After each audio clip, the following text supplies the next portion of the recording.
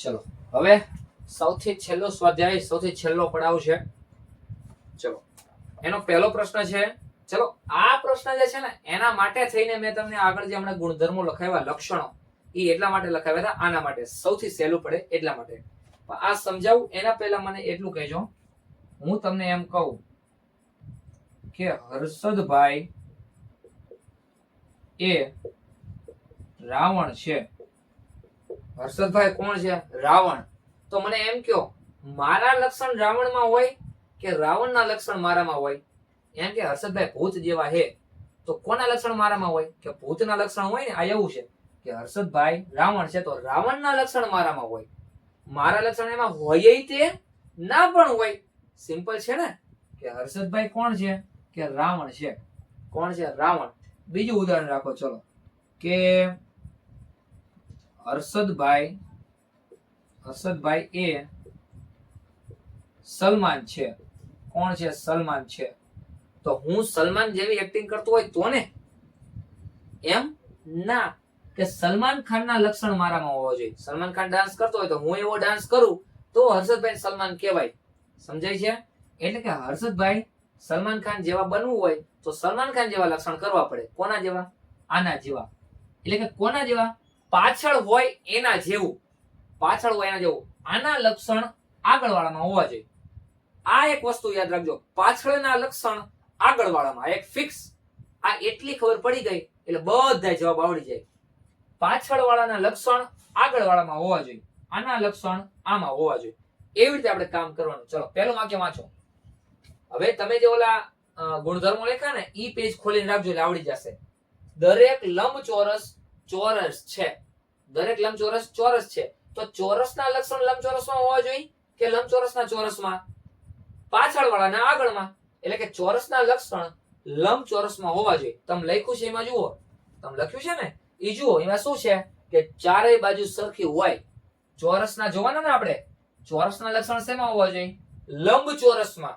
કે ચોરસના લક્ષણ શું છે? કે ચારેય બાજુ સરખી હોય. તો લંબચોરસની ચારેય સરખી હોય?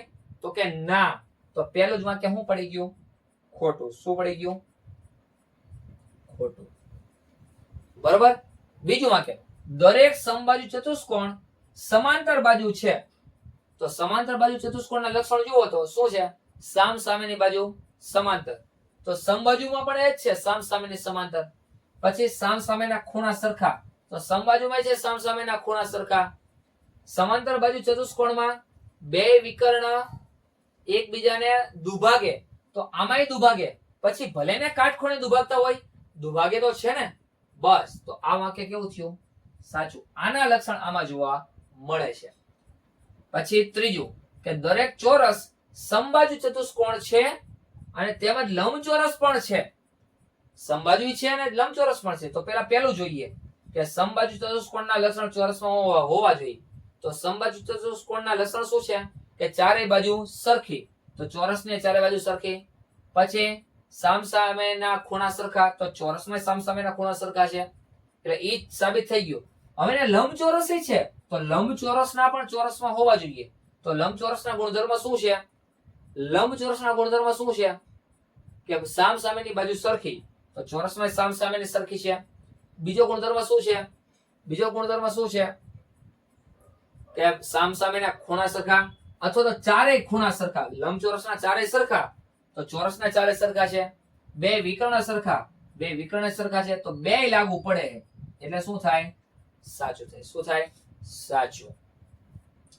દરેક ચોરસ સમાંતર બાજુ ચતુષ્કોણ નથી. આપણે પેલા છે એવું સાબિત કરીએ.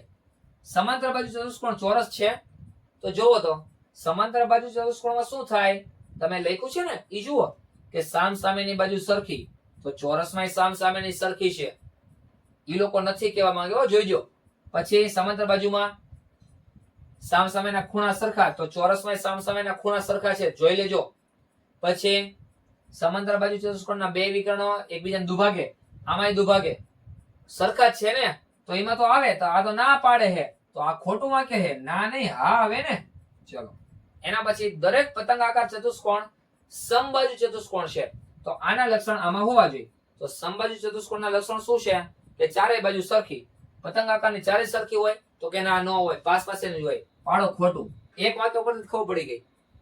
સમબાજુ ચતુષ્કોણ પતંગાકાર છે તો પતંગાકારમાં શું હોય? પાસ પાસેની બાજુ સરખી હોય તો સમબાજુ હોય પાસ પાસેની સરખી હોય. આનો બીજો લક્ષણ શું છે? સામ સામેના ખૂણા સરખા હોય ને એવી એક જોડ હોય. તો એક જોડ તો આમાં હોય ને, આમાં ટોટલ બે જોડ સામ સામેના ખૂણા સરખા હોય પણ એક જોડ તો હોય ને, તો કે હા. ત્રીજું કે વિકર્ણ કાટખૂણે દુભાગે અને એક વિકર્ણના બે ભાગ થાય તો આમાં તે કાટખૂણે દુભાગે અને એકના બે ભાગ થાય. તો આ ત્રણે કેવા થયા? સાચા. ત્રણેય આમાં જોવા મળે છે. બરાબર. ચલો, આમાં સમાંતર બાજુ ચતુષ્કોણ સમલંબ ચતુષ્કોણ છે તો આના લક્ષણ આમાં હોવા જોઈએ. સમલંબ ચતુષ્કોણમાં શું? સામ સામેની બાજુ સમાંતર હોય એવી એક જોડ.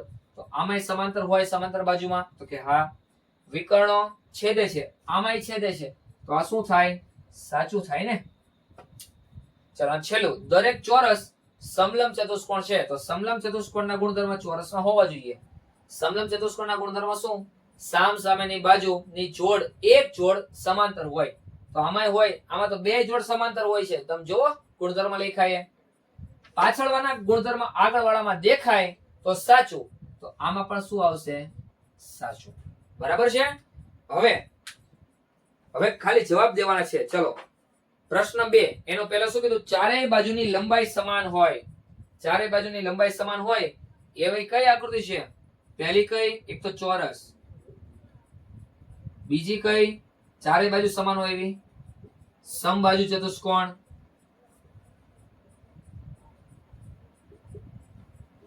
ચલો, બે નામ થઈ ગયા. એક તો ચોરસ એટલે કે બીજાનો પેલો છે, બીજાનો એક તો ચોરસ અને બીજું સમબાજુ ચતુષ્કોણ. ચલો, બી માં શું કીધું છે?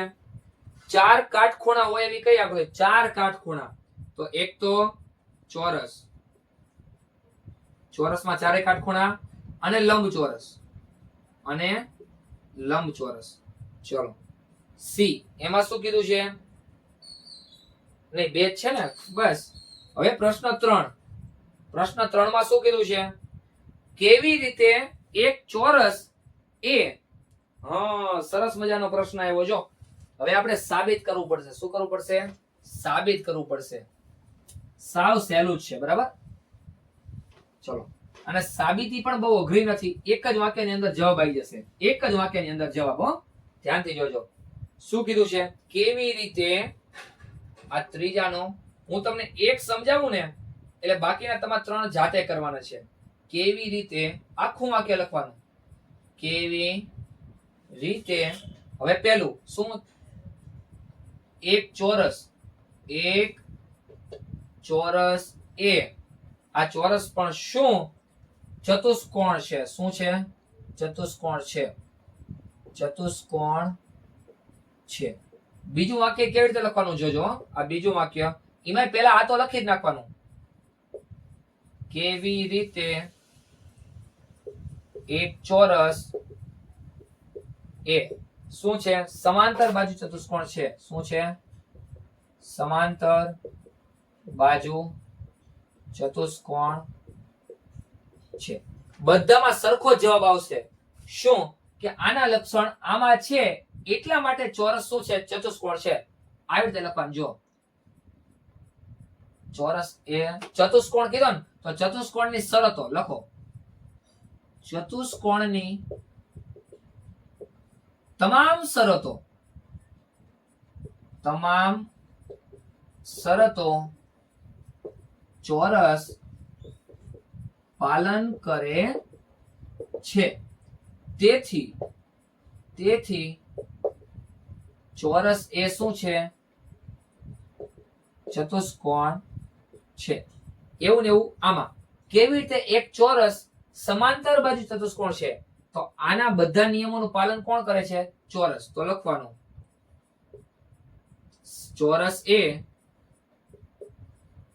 ચોરસ એ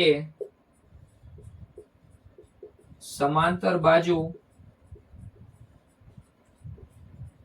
ચતુષ્કોણના તમામ નિયમોનું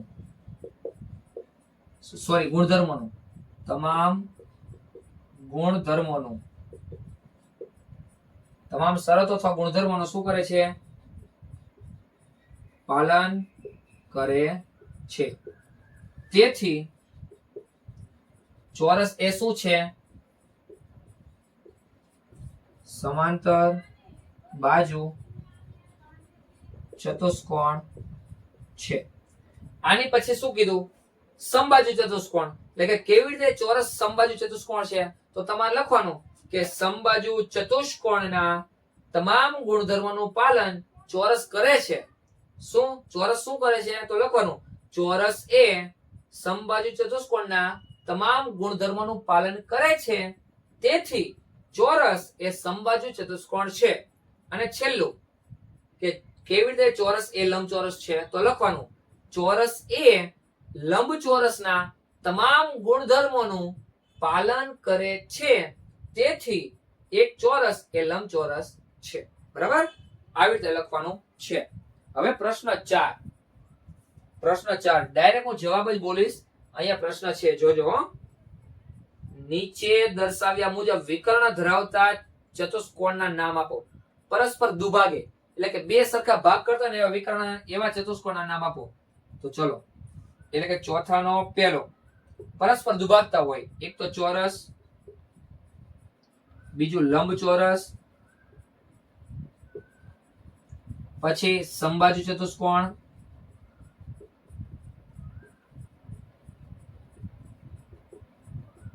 અને સમાંતર બાજુ ચતુષ્કોણ.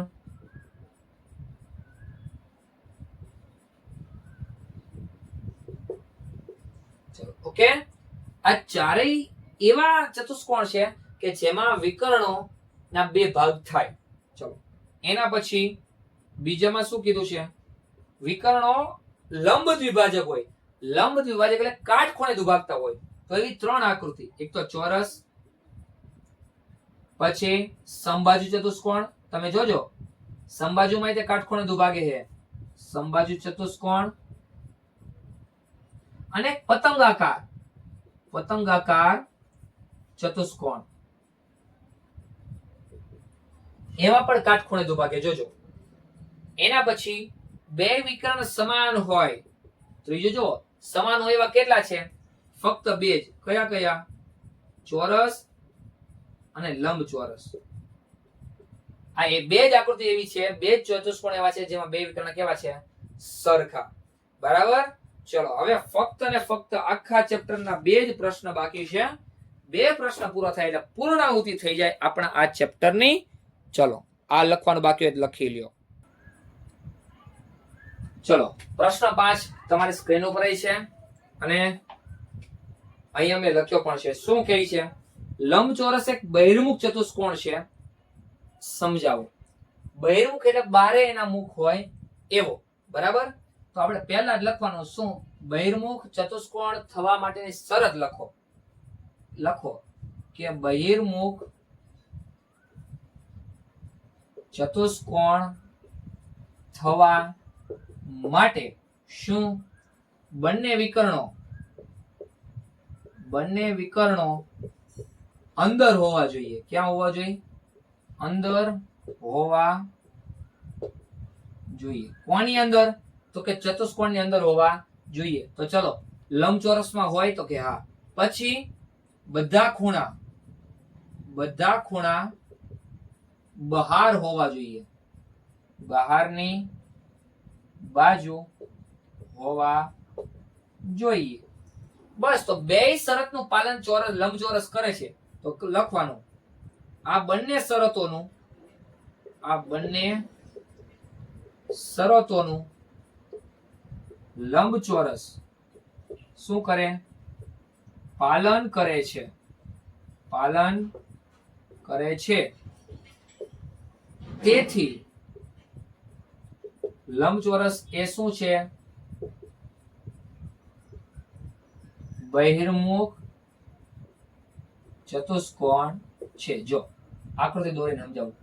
આ લંબચોરસ બધા ખૂણા કેટલાના હોય? 90 ના. એના બે વિકર્ણ જો અંદરની સાઈડ જ છે એટલે બધા ખૂણા ક્યાં છે? બહારની સાઈડ. આ બે શરત બહિર્મુખ ચતુષ્કોણની છે અને બેનું પાલન કરે છે. એટલા માટે શું છે? બહિર્મુખ ચતુષ્કોણ છે. ઓકે, હવે સૌથી છેલ્લો પ્રશ્ન આપણો બાકી છે. લખવાનું હોય તો સ્ટોપ કરીને લખી લેજો. બરાબર, આ જવા દઉં છું અને છેલ્લો પ્રશ્ન કરીને આપણે આ ચેપ્ટરની શું કરીએ, પૂર્ણાહુતિ કરીએ છીએ. ચલો, બરાબર, ખાસ ધ્યાન આપજો. છેલ્લો પ્રશ્ન સમજવાનો છે. એવું કહે છે કાટકોણ ત્રિકોણ એબીસી માં, કાટકોણ ત્રિકોણ એબીસી માં કેવો કાટકોણ ત્રિકોણ. ચલો તો હું કાટકોણ ત્રિકોણ પહેલા દોરું. આ કાટકોણ ત્રિકોણ એ બી સી, આમાં કાટખૂણાની સામેની બાજુનું મધ્ય બિંદુ, આ કાટખૂણો છે એની સામેની બાજુનું મધ્ય બિંદુ એટલે કે આ માપ, એનું નામ ઓ છે. શું છે?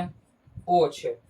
તો એ બી અને સી થી ઓ નું અંતર, એ બી અને સી થી આનું અંતર એટલે કે આ માપ અને આ માપ એ કેવા હોય, સમાન હોય ને એ આપણે સમજાવવાનું છે. સૌથી મહત્વનો સારો પ્રશ્ન છે. ચલો, આ માપ અને આ માપ શું હોય, સમાન હોય એવું દર્શાવવાનું છે. તો લખો જો, કાટકોણ ત્રિકોણમાં સૌથી છેલ્લો પ્રશ્ન છે છોકરાઓ, કાટકોણ ત્રિકોણમાં શું હોય ધ્યાન દેજો. કર્ણ એટલે એસી, કર્ણ એસી નું મધ્ય બિંદુ શું છે? મધ્ય બિંદુ શું છે? ઓ છે. હવે મધ્ય બિંદુ એટલે વચ્ચેનું. આ વચ્ચેનું હોય તો આ બે બાજુ તો સમાન જ થવાની છે ને. કઈ? તો એસી બરાબર એઓ બરાબર સીઓ, એઓ બરાબર સીઓ થાય. કેમ? કારણ કે વચ્ચોવચ્ચ છે એટલે આ માપ અને આ માપ કેવા થાય? સરખા. અને એટલા માટે થઈને બી અને ઓ, બી થી ઓ નું માપ કેવું થાય? સરખું થાય. તેથી જ BO બરાબર પણ AO બરાબર CO થાય. એટલે કે BO ઈ કોના જેટલું થાય? આ માપ છે ને એટલું અને આ માપ છે એટલું. એટલા માટે ત્રણેય શું થાય? સરખા. એક માર્ક કે મહત્વનો છે. બરાબર છોકરાઓ? તો આ પ્રમાણે આપણું આખું ચેપ્ટર શું થાય છે? પૂરું થાય છે. ખાસ કરીને આપણે આ ચેપ્ટરમાં શું શીખ્યા? ક્વિક રિવિઝન એક 2 મિનિટમાં કરી લઈએ. સૌથી પહેલા ચતુષ્કોણ એટલે ચારેય ખૂણા હોવા જોઈએ, ચાર બાજુ હોવી જોઈએ, બે વિકર્ણ હોવો જોઈએ. એના પછી સરળ વક્ર અને બંધ વક્ર, ખુલ્લો વક્ર અને બંધ વક્ર. બરાબર? સરળ વક્ર એટલે સાદી રીતે ગોળ હોવું જોઈએ અથવા તો ચોરસ હોવું જોઈએ, અને વક્ર એટલે ક્યાંક ખૂણો વાંકો હોય એવું હોવું જોઈએ. બરાબર છે? ચલો, એના પછી બંધ વક્ર, તો બંધ એટલે બધી બાજુ બંધ હોવી જોઈએ. ખુલ્લો વક્ર એટલે ક્યાંક એક જગ્યાએ ખુલ્લું હોય તો પણ ચાલે. એના પછી અંતઃમુખ અને બહિર્મુખ. અંતઃમુખ એટલે કોઈ પણ એક ખૂણો અંદરની બાજુ હોય અથવા તો અંદરની બાજુ હોય અને એક વિકર્ણ ક્યાં હોય? બારે હોય. એને બહિર્મુખ કહેવાય. એને શું કહેવાય? અંતઃમુખ કહેવાય. અને બહિર્મુખ એટલે બંને વિકર્ણ અંદર હોય પણ ખૂણા બધા કેવા હોય? બારે હોય. એને શું કહેવાય? બહિર્મુખ કહેવાય. બરાબર? એના પછી શું આવ્યું? બહિષ્કોણ. તો બહિષ્કોણ એટલે બહારનો ખૂણો. બહારનો ખૂણો અને અંદરનો ખૂણો બેયનો સરવાળો 180 થાય. બરાબર છે? એના પછી શું આવ્યું? કે અંતઃકોણ અને બહિષ્કોણ બેયનો સરવાળો 180 થાય. અને બધાય બહિષ્કોણનો સરવાળો શું થાય? 360. એના આધારે આપણે નામ લખ્યા હતા. તમને નામ લખવાનું હોમવર્ક પણ મેં આપેલું હતું, એ તમે જાતે લખવાનું હતું અને કોમેન્ટમાં જણાવવાનું પણ કીધું હતું. એના પછી સ્વાધ્યાય આપણે જોયા 3.1, 3.2, 3.3 અને 3.4. બરાબર? એના પછી આપણે ચતુષ્કોણના પ્રકાર જોયા. કયા હતા? પેલો ચોરસ, પછી લંબચોરસ, પછી સમબાજુ, સમાંતર બાજુ, પતંગાકાર અને સમલંબ ચતુષ્કોણ. આ 6 ના પ્રકાર જોયા. એના ગુણધર્મો જોયા અને એના આધારે આપણે ગુણધર્મોના આધારે 3.4 નો પહેલો પ્રશ્ન જોયો. આશા રાખું છું કે તમને આ સમજાણું હશે.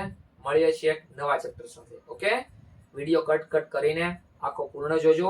એક પિક્ચર થાય એટલો વિડિયો છે, 2-2.5 કલાકનો છે. બસ શાંતિથી જોજો, આખું ચેપ્ટર સમાઈ જશે. બરાબર છે? મળીએ છીએ હવે એક નવા ચેપ્ટર સાથે. ત્યાં સુધી હસતા રહો, રમતા રહો. Thank you so much. જય હિન્દ.